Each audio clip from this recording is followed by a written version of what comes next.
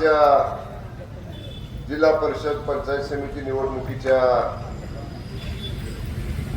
मंगरुळ हवेली आणि मारुळ हवेली जिल्हा परिषद मतदारसंघाच्या संयुक्त सांगता सभेसाठी व्यासपीठावर उपस्थित असलेले श्री रविराज देसाई, यशराज देसाई, पी जाधव, अशोक अण्णा, राजाभाऊ काळे, नरेश देसाई, सर्व बाळासाहेब पाटील, प्राध्यापक भाऊ, आरबी भाऊ, बंडा पाटील, जालेंद्र पाटील, बरेच व्यासपीठावर बरेच मान्यवर नेते आहेत. असे सर्व नेते मंडळी, व्यासपीठावरील मान्यवर पदाधिकारी ज्यांच्या निवडणुकीच्या सांगता सभेसाठी आपण या ठिकाणी जमलेलो आहे, त्या मल्हारपेठ जिल्हा परिषद मतदारसंघाचे उमेदवार सौभाग्यवती विजया कुंभार, पंचायत समिती मल्हारपेठचे उमेदवार सौभाग्यवती अर्चना पाटील, नाणे पंचायत समिती मतदारसंघाचे उमेदवार विजय पवार, मारुळ हवेली जिल्हा परिषदचे उमेदवार सौभाग्यवती योगिता संतोष गिरी, मारुळ हवेली पंचायत समितीचे उमेदवार सौभाग्यवती प्रियंका विक्रम देसाई. आले का तू मध्येच उठला, तिकडे प्रियंका नाव करणार लय काही झाली तुला. नाटोशी पंचायत समितीचे उमेदवार प्रशांत सिंह पवार, पंचायत समितीत पोचाय टाइम आहे, निकाल लागल्यावर जायचे. ही जागा सांगता सभा इथं घेतली की विजय तर मिळतोच, पण मताधिक्याने विजय मिळतो. हे विधानसभेचे आपण सगळ्यांनी बघितलेलं आहे. फक्त तसं स्टेज घालायला पाहिजे, दिशेला सुद्धा महत्व आहे. आता इथून पुढे लक्षात ठेवा, उर्वेला तर आहे. आज आपण प्रचाराच्या शेवटच्या टप्प्यात येत जाणं म्हटले तसं आलोय. वास्तविक पाहता आपल्या भागात मी सांगता सभा घेतली पाहिजे अशी काही नाही परिस्थिती. तुम्ही जरी म्हणला असता साहेब इतर भागामध्ये तुम्ही लक्ष द्या, मरळी, मल्हारपेठ इथं सुद्धा मी सभा घेण्यापेक्षा ठीक आहे, लोकांचा आग्रह होता की तुम्ही भाषण करा पुढच्या सभेला जाऊ. कारण आता परिस्थिती थोडीशी मतदारसंघाची बाहेरच्या लोकांना जास्त समजायला लागले आपल्या तालुक्यात. कारण आता मगाशी नावं गणेशने घेतली ना, तुम्ही नावं घेतली, हा पिंट्याने. 5-6 मोठे मोठे नेते आपल्या समोरच्या पक्षाचे आपल्या विरोधात प्रचार करायला आपल्या मतदारसंघामध्ये आले. आणि ठीक आहे, प्रत्येकाला अधिकार आहे बोलायचा, भाषा स्वातंत्र्य आहे, बोलू शकतात. पण बाहेरून मतदारसंघाच्या बाहेरून लोकांना कुणाला आणावं लागतं? जे जर स्वतःच मतदारसंघाची माणसं ऐकत नाही त्याला बाहेरच्या लोकांना आणून सांगावं. आता नेतृत्व कुणाचं आहे? भारतीय जनता पक्षाला माननीय सत्यजित सिंह पाटणकरांचं नेतृत्व आहे. म्हणजे इथं कसा माझा, यशदादांचा, रविदादांचा फोटो लावलाय, तसं तिकडं मोठ्या दादांचा, बच्चूदादांचा आणि आणखीन एक दादा आहेत नवीन आलेली, काय म्हणजे नवीन पदार्पण केलेले यज्ञसेन दादा, त्यांचा असे नेतृत्व बच्चूदादांचं आहे. पण नेतृत्वाचं लोकांनी ऐकलं पाहिजे ना. तुम्ही जर काय केलं असेल समाजासाठी तर समाज तुमचं ऐकल. एकदा, दोनदा, तीनदा तुम्ही प्रयत्न करून बघितला नाही, तुम्हाला त्याच्यामध्ये लोकांनी स्वीकारलं. आता शेवटी मग नव्या मुंबईपासून नेते आले, दहिवडी मानपासून नेते आले, सातारपासून नेते आले. मला त्याच्याबद्दल काही म्हणायचं नाही. एका मंत्रिमंडळात आम्ही आहे, बोलायचं म्हटलं तर खूप बोलता येतं. मला त्याला एकच सांगायचंय, जे मंत्री भाजपचे आपल्या मतदारसंघामध्ये येऊन गेले त्यांनाही सांगायचं, आपल्याला सुद्धा त्याची थोडीशी आठवण करून द्यायची. 2022 पर्यंत 2019ची विधानसभेची निवडणूक झाली, काय परिस्थिती होती? कुठल्या परिस्थितीत निर्णय घेतला उद्धव ठाकरे साहेबांनी मला माहित नाही, आम्ही बी त्याच्यात होतो. उद्धव ठाकरे साहेबांनी महाविकास आघाडी केली. उद्धव ठाकरे साहेब मुख्यमंत्री झाले, अजितदादा उपमुख्यमंत्री झाले आणि भारतीय जनता पक्षाला विरोधात बसवला. 2022ला आदरणीय एकनाथजी शिंदे साहेबांच्या नेतृत्वाखाली आम्ही शिवसेनेच्या 50 आमदारांनी, त्याच्यामध्ये आम्ही 8 मंत्री होतो आणि 8 मंत्र्यांनी आमची मंत्रिपद सोडली आणि आदरणीय एकनाथजी शिंदे साहेबांच्या बरोबर एक वेगळी भूमिका घेतली, उठाव केला. आम्ही बाहेर पडत नव्हतो तर भाजप सत्तेमध्ये त्यावेळी येऊ शकत नव्हतं. आम्ही बाहेर पडलो म्हणून तुम्ही मंत्री झाला, एवढी तरी ओळख ठेवली पाहिजे. आम्ही जर भूमिका 2022ला घेतली नसती, ठीक आहे, आम्ही म्हणत होतो 19ला सुद्धा उद्धव ठाकरे साहेबांना की साहेब आपण महायुतीतनं निवडून आलोय, आपण भाजप सेनेचं सरकार करूया. नाही साहेब, उद्धव साहेबांनी ऐकलं. ठीक आहे, ते पक्षाचे नेते होते, प्रमुख होते, त्यांच्या आदेशाने आम्हाला वागावं लागलं. पण जेव्हा 22ला आदरणीय शिंदे साहेबांनी निर्णय घेतला, मी म्हणलं तसं माणसं मंत्रिपद मिळवायला इकडून तिकडे जातात. आपल्याला तर नव्या नवसाला 21 वर्षाला मंत्रिपद मिळालं होतं साहेबांच्या नंतर. मी एका मुलाखतीत म्हणलं बघा, मला पत्रकार म्हणले तुम्ही माघारी आल्यानंतर सगळं तुमचं बंड यशस्वी झाल्यावर तुमच्या घरात तुमचं कसं स्वागत झालं. मी म्हणलं आमची बायको म्हणली बरं यशस्वी होऊन आला, नाहीतर होतं ते मंत्रिपद घालवायला कोणी सांगितलं होतं हे उद्योग करायला म्हणतो. पण नशिबाला म्हटलं शिंदे साहेबांनी येताच असा आहे की आम्ही डोळे झाकून उड्या मारल्या. साहेब म्हणले आज निघायचं. पण भाजपनं तुम्ही आमच्यावर बोलला म्हणून मला बोलायची वेळ आली. मी 2022 पासून ह्या विषयाला कधीच उल्लेख केला नव्हता. पण तुम्ही माझ्या मतदारसंघात येऊन कोण म्हणतंय पालकमंत्री, कोण म्हणतंय पालकमंत्री, ठीक आहे, तर तुम्हाला वाटेल ते तुम्ही बोलणार ना, आम्ही गप्प बसायचं. एवढी तरी जाणीव ठेवा, ओळख ठेवा. ठीक आहे, 22ला आमच्यामुळं झाला. कालच्या 24च्या विधानसभेला माझ्या लाडक्या बहिणी इथं आहेत. 230 जागा राष्ट्रवादी काँग्रेसच्या भाजपच्या राष्ट्रवादी काँग्रेसच्या शिवसेनेच्या निवडून आल्या. निवडणुकीचा निकाल लागल्यानंतर महाराष्ट्रातली चॅनेल बघा, देशातली चॅनेल बघा, हिंदी इंग्लिश सगळे चॅनेल बघा, सगळ्या वर्तमानपत्रांनी लिहिलं, सगळ्या चॅनेलनी सांगितलं. त्यापेक्षा गावागावात, वाडी वस्तीवर, पारावर, चौकात चर्चा काय होत्या, एकनाथ शिंदे साहेबांनी मुख्यमंत्री माझी लाडकी बहीण योजना आणली, त्या बहिणींच्या मतावरती एवढं मोठं बहुमताचं सरकार भाजप शिवसेनेचं आलं. याची तरी जाणीव ठेवा. आज कुणी येतंय म्हणते मुख्यमंत्री लाडकी बहीण माझी योजना आम्ही आणली. इथं माझ्या लाडक्या बहिणी आहेत, यातल्या बऱ्याचशा जणींना 1500 रुपयाची पेन्शन मिळत असेल ना, आजी मिळते का नाही? कुणामुळं मिळाले हो 1500 रुपये? एकनाथ शिंदे साहेबांमुळे मिळाले. साहेब मुख्यमंत्री व्हायच्या अगोदर मिळत होते का 1500 रुपये? नाही. एसटीत अर्ध तिकीट कुणी केलं? साहेबांनी केलं. आता तुम्हाला पटतंय मल्हारपेठ मध्ये बसून की बाबा एकनाथ शिंदे साहेबांनी मुख्यमंत्री माझी लाडकी बहीण योजना आणली, एकनाथजी शिंदे साहेबांनी एसटीत अर्ध तिकीट केलं, ही लोक आता येतात तर म्हणतात आम्ही केलं. अहो मी साक्षीदार आहे त्याचा. आदरणीय शिंदे साहेबांच्या बरोबर मंत्री म्हणून काम करताना मी त्या गोष्टीचा साक्षीदार आहे. हे वाक्य आहे एकनाथजी शिंदे साहेबांचं. लाखो कोटी रुपये म्हणले आपण राज्यामध्ये खर्च करतो, काढलेलं कर्ज फेडायला करतो, त्या कर्जावर व्याज भरायला करतो. त्यातला थोडा वाटा गोरगरीब महिलांना दर महिन्याला महिलांसाठी जर आपण त्यांच्या खात्यावर 22 सरकारची दिली, काय फरक पडणार आहे म्हणजे एवढ्या मोठ्या सरकारला? मी मुख्यमंत्री आहे म्हटले, मला निर्णय घ्यायचा आहे आणि धाडसानं एकनाथजी शिंदे साहेबांनी तो निर्णय घेतला. महिलांना मुख्यमंत्री माझी लाडकी बहीणचे 1500 रुपये चालू केले. एसटीत 50% सवलत, अर्ध तिकीट द्यायचा विषय आला.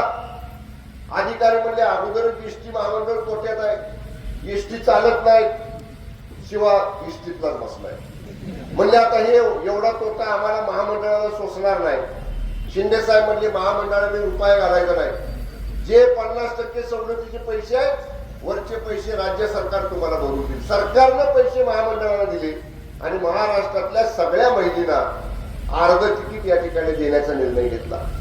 हे निर्णय साहेबांनी घेतले, शिंदे साहेबांनी घेतले आणि त्या निर्णयामुळं महायुतीला 230 जागांचं बहुमत मिळालं. आणि आता ही मंडळी मंत्री झाले ज्याने आम्ही एवढं मोठं धाडस केलं त्याची थोडी तरी ओळख ठेवायला पाहिजे. ठीक आहे, मी म्हणतो असे किती लोक बोलले.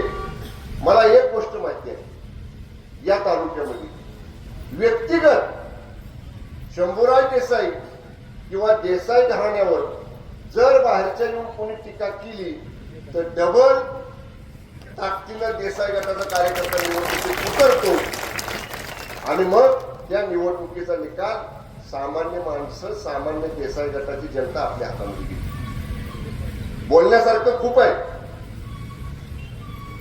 मी या विधानसभा मतदारसंघामध्ये जवळपास गेली 35-40 वर्ष लोकनेते साहेबांच्या नंतर स्वर्गीय आबासाहेबांच्या नंतर या ठिकाणी सार्वजनिक जीवनामध्ये काम करतोय. आपल्याला मी अनेक वेळा सांगितलं, सार्वजनिक जीवनात काम करताना लोकनेते बाळासाहेब देसाई साहेबांची शिकवण ही आपल्याला आपल्या उराशी आहे. ही शिकवण आपल्या पाठीशी आहे. सामान्य माणसासाठी काम करा. ज्या सामान्य लोकांनी आमदार पदाच्या, मंत्रिपदाच्या खुर्चीवर तालुक्यातली तुम्हाला बसवलेला आहे, तुमच्या मंत्रिपदाचा, तुमच्या सत्तेचा, तुमच्या आमदार पदाचा वापर त्या सामान्य मतदारासाठी, सामान्य जनतेसाठी करा. ही स्वर्गीय लोकनेते बाळासाहेब देसाई साहेबांची, आबासाहेबांची शिकवण ही कायम आपल्या सगळ्यांच्या जवळ आहे. त्याच तत्वावरती या मतदारसंघामध्ये या ठिकाणी आपण काम करतो आहे. कोणीतरी मगाशी त्यानं सांगितलं दरडी कोसळल्या आंबेगरला, अतिवृष्टी झाली, दरडी कोसळल्या, 7 गावात नुकसान झालं. पहिल्यांदा तिथं पोहोचणारा हा शंभूराज देसाई होता. खालच्या आंबेगरला 12 घरं आहेत. प्रशांत बरोबर का? दरडी आल्या, सगळ्यात पहिला खडा डोंगर 2-2.5 किलोमीटरचा चढून जाणारा निवड.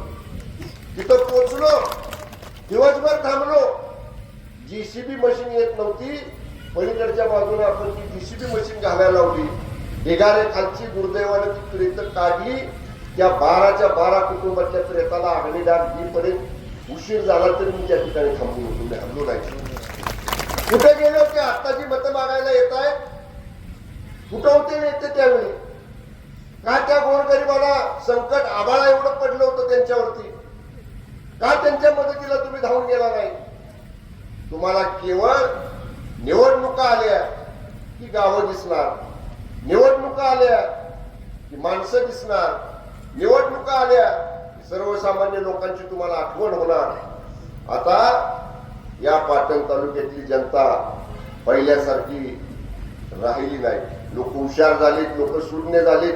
आजूबाजूला काय चालतंय, काय चाललंय, आपल्या प्रसंगाला आपल्या मागं कोण उभा राहतो, अडचणीत आपल्या पाठीशी कोण ताकद उभी करतो, या सगळ्या गोष्टी आज सर्वसामान्य माणूस रोजच्या रोज बघतोय.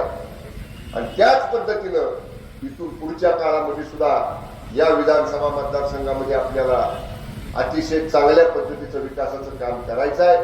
मी आमदार असू द्या, राज्यमंत्री असू द्या, मंत्री असू द्या, पालकमंत्री असू द्या, कुठल्याही पदावर काम करताना मी मतदारसंघामध्ये गटातटाचं राजकारण कधी या ठिकाणी केलं नाही. कधीच गटातटाचं राजकारण केलं नाही. येईल त्याचं काम करण्याचा प्रयत्न माझ्याकडे जो आला त्या प्रत्येकाचं काम निश्चितपणे करण्याचा प्रयत्न माझ्या सत्तेच्या काळात या ठिकाणी मी केला. डीपी जाधव बोलले किंवा पिंटू पालसकर बोलत होते, मी त्याला म्हणलं मोठ्या दादांची क्लिप आली त्याच्यावर तुम्ही कोणी बोलू नका, हे योग्य आहे. दादांच्या वयाचा विचार आपण केला पाहिजे. स्वर्गीय आबासाहेबांच्या बरोबरीच्या वयाचे ते आहे. ठीक आहे, आता आपण ती क्लिप जर पाहिली असेल बारकाईने, एक कागद आहे त्यांच्या हातामध्ये, बघा तुम्ही ती क्लिप बघताना जर कोणी बघितलं असेल, त्या कागदावरच लिहून दिलेलं आहे, टाईप करून ठेवलेलं आहे, त्याच्याकडे बघून मान्य मोठे दादा बोलतायत. मी 2-3 गोष्टीचा खुलासा करणार आहे. त्यांनी सांगितलं तुम्ही शिवतेज बाजार बंद केला. मी म्हटलं कारखान्याच्या गेटच्या समोर येऊन बघा. शिवतेज बाजार त्या ठिकाणी आपण बाळासाहेब देसाई सोसायटीच्या नावानं त्या ठिकाणी सुरू केलाय. आता ते शिवतेज बाजार चालू आहे. म्हणजे नव्या रस्त्यावर नोकरी मार्गदर्शन केंद्र होतं. मी त्याला सांगितलं बाळासाहेब देसाई शताब्दी स्मारकाच्या दुसऱ्या मजल्यावर जावा. तिथं आज या ठिकाणी त्याच्यापेक्षा अद्ययावत मार्गदर्शन केंद्र सुरू आहे. 50 कॉम्प्युटर, मुलांना लॅपटॉपसह लायब्ररीमध्ये 5000 पुस्तकं मुलांना अभ्यास करण्यासाठी, परीक्षेचं मार्गदर्शन करण्यासाठी त्या ठिकाणी उपलब्ध आहे. त्यांनी सांगितलं शिवशंभू दूध संघ तुम्ही बंद पाडला. मी म्हणलं शिवशंभू दूध संघाचं काम बघा, दुधाचं कलेक्शन चालू आहे. सुन्या काय सगळं काय काय बोलवतो तुम्ही, काय काय सांग, सगळं सुन्या काय सगळं काय काय बोलवतो तुम्ही, काय काय सांग, सगळं नाही सांग. काय दूध आहे नाव सांग ना, पटपट मी घेतो, मागत नाही तुला. हा दही आहे, लस्सी आहे, बासुंदी, आम्रखंड, तूप आहे, पेढा, बर्फी. बघा आता एवढं आता ते व्हाईस चेअरमनच आहे त्या संघाचा संजय. त्याला एवढी मी तर म्हणलं मी वाचलं तर तुम्ही मला साहेब म्हणतं सांगते, त्याच्यात तोंडच ऐकलं. चालू आहे. त्यांनी सांगितलं को जनरेशन कारखान्याचं बंद पाडला. को जनरेशन चालूच नाही केलं आपण. को जनरेशनचा प्रस्तावच दिलेला नाही आम्ही पहिलं चालू करणार होतो डिस्टिलरी इथेनॉलचा प्रकल्प, पण ते सुद्धा आपण 2500 टनाचं एक्सपान्शन केलं. 16 कोटी रुपये राज्य सरकारचं भागभांडवल घेतलं, वरचे 10-15 कोटी रुपये बँकेचं कर्ज घेतलं. दादा म्हणजे 16, 10, 26, 30 कोटी रुपये म्हणजे आमच्यावरती कर्ज आहे, निम्म तरी कर्ज आम्हाला खाली उतरू द्या, मग इथेनॉलला जाऊ. आम्ही असतो बाळासाहेब तर आपण भेटून पुढचं कर्ज घेतलं असतं, चला जाऊ द्या काय व्हायचे. पण आमचे चिरंजीव थोडस वित्त म्हणजे काय म्हणतो आर्थिक शिस्तीचं नियोजन करतात. मला म्हणले आम्हाला घाई करू नका, थोडा वेळ द्या, जुनं निम्मा अर्ध कर्ज फेडतो आम्ही, आणि आम्हाला जेव्हा करायचं त्यावेळी आम्ही तुमच्याकडे येतो, त्यावेळी मग आम्ही इथेनॉलचा प्रकल्प करू. अहो को जनरेशन चालूच झालं नाही तर बंद करणं कुठलं. मग आता माझा प्रश्न दादा नाही, 20 वर्ष तरी कोयना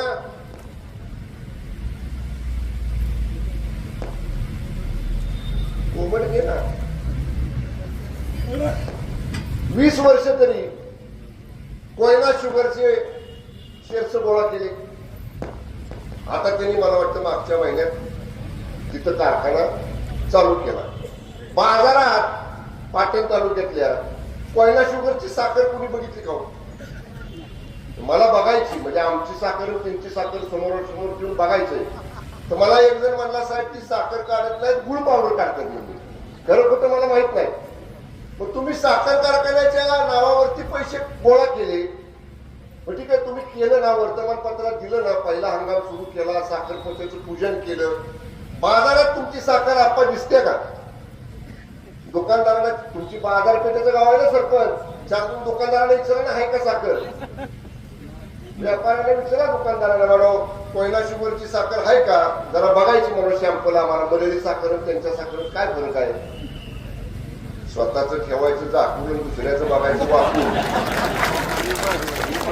मी हे बोलणं बरोबर नाही, पण शेवटी कसं आहे, एक तर्फा तुम्ही आमच्यावर काय तर मार्केट कमिटीचा उल्लेख येस दादानी केला. काय होती मार्केट कमिटीची अवस्था? 2-4 महिने झाले की दादा सुरू करताय ना तुम्ही सुपर मार्केट. आचारसंहिता संपणार आपण आता सुपर मार्केट, पाटण तालुक्यातला अद्यावत सुपर मार्केट आपण ह्या मार्केट कमिटीचे आवाहन करतोय. 80 लाख रुपये भ्रष्टाचार झाला होता. काय त्या संचालक मंडळात दोष नाही, काय चेअरमन कोण असेल, व्हाईस चेअरमन, संचालक कोण असेल मला माहित नाही. एकच माणूस तिथं कोण आहे का जुन्या मार्केट कमिटीतलं? आपला काय त्याचं नाव तुमचा रामदास, कुठे गेला रामदास अण्णा? काय बघा त्यांनी सांगितलं काय म्हणले आमचा संबंध नाही, नुसते आम्ही सह्या करायच्या. एक लाडका माणूस त्या मार्केट कमिटीचा कारभार बघणारा मोरेच्या ओळखीचा आहे आमच्या. सगळं दप्तर घेऊन त्यांचं निवडणुकीचं कोण असायचं? हा आता सगळ्यांना माहिती आहे कोण असायचं ते. जो सगळा हल्ला डबूला हल्लं कुणी? एका माणसानं. तो लाडका कोणाचा? म्हणजे मग बघा मला सांगा, म्हणून म्हणलं स्वतःच ठेवायचं आपण दुसऱ्याचं बघायचं वापरून. मी मान्य मोठ्या दादांचा सन्मान करतो. मी मगाशी सुद्धा माध्यमांशी बोलताना सांगितले की मोठ्या दादांनी वक्तव्य करण्यापूर्वी खात्री करायला पाहिजे. खात्री करून घ्या, तिसऱ्या माणसाकडनं घ्या, 4 शाण्या जाणत्या निपक्ष पत्रकारांकडनं घ्या. काय वस्तुस्थिती आहे आपलं, ठीक आहे टीका करायची म्हणून टीका करायची, मग आम्हाला सुद्धा शांत बसता येत नाही, आम्हाला सुद्धा त्याच्या बाबतीत बोलावं लागणार आहे. मी एवढंच सांगेन, निवडणूक जिल्हा परिषद पंचायत समितीची आहे, तालुक्याच्या विकासाला दिशा देणारी आहे. आपल्याकडे जेवढ्या संस्था आपण चालवतो निश्चितच नेटक्या, चांगल्या, दर्जेदार आणि जिल्ह्यात पश्चिम महाराष्ट्रात नावलौकिक मिळवणाऱ्या संस्था, मग आपली कारखाना असू द्या, बँक असू द्या, दूध संघ असू द्या, शिक्षण संस्था असू द्या, नव्यानं आपल्या ताब्यात आलेली मार्केट कमिटी असू द्या, तसाच कारभार या जिल्हा परिषद पंचायत समितीच्या निवडणुकीमध्ये या ठिकाणी आपल्याला करायचं आहे. स्वच्छ चारित्र्याचे चांगले उमेदवार या ठिकाणी आपण उभे केलेले आहेत आणि मला विश्वास आहे, मला राजाभाऊ काळे पूर्वी मोठ्या दादांबरोबर काम करायचे ना, त्यामुळे ते मला म्हटले साहेब तुम्ही स्वतः सांगा की एक मशीन येणार आहे त्याच्यावर 2 धनुष्यबाणाची बटणं दाबायची, हा बारकावा आहे बघा. त्यामुळे असली माणसं, त्याची अनुभवी माणसं बरोबर पाहिजेत आपल्या. राजाभाऊ निवडणुकीपुरतं नाही, आता जरा विचार करायला आणलेले कायम आपण आता एकत्र जाऊन चालू करू. आपल्याला विनंती सगळ्यांना आहे, उमेदवारांना माझं सांगणं आहे, रात्री 8 प्रचार संपला की मशीन आणि घर टू घर 10 ज्यादा मशीन घ्या आणि ते एक मशीन आहे, वरती पांढरा रंग आणि खालती गुलाबी आहे, बरोबर ना. पांढऱ्या रंगात एक धनुष्यबाण असेल त्याचं बटन दाबायचं, त्याच मशीनवर खाली गुलाबी रंगाचे एक धनुष्यबाण असेल ते बटन दाबायचं.